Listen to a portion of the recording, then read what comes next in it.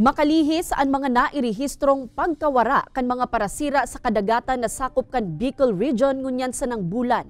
Nin Disyembre, mga otoridad igwang apela sa mga Bicolanong parasira. Tutukan yan sa report na ini. Makalis na mamatean kan haros bilog na rehiyon ang sunod-sunod na raot nin panahon na darakan epekto kan shear line, low pressure area na sinabayan pa kan duros amihan, labing naapektaran ang pagbuhay kan mga sararadit na parasira.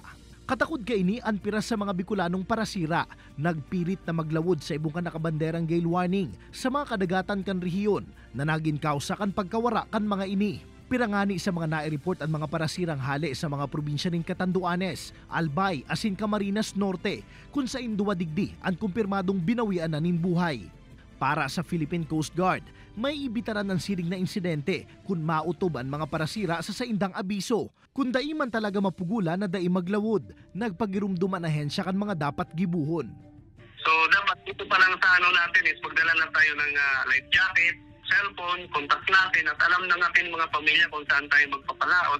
And then huwag tayong sobra-sobra ang karga sa bangka natin kasi pag may subasto, pag sobra yung karga ng bangka mo is madaling pasukin ng tubig. Kaipuan masubot nin presence of mind asin dai magpanik en kasong laugunan nin tubig ang baroto. Bentahe man kung tataom magladop, asin kung dae, mas marhay kung igwang makakaputa na anumang bagay na nagpapataw-pataw nganing maibitaran na malamos.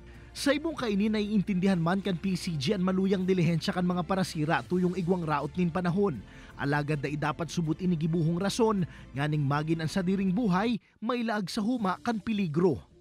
Mag-ingat lang po mga kabukayan natin. Pagka may sama na ng panahon at malakas ng dagat, huwag na pong pumili para iwas na po sa disgrasya. Kaibanan si Gerald Gandia, Jesse Cruzat, Balitang Bicolandia.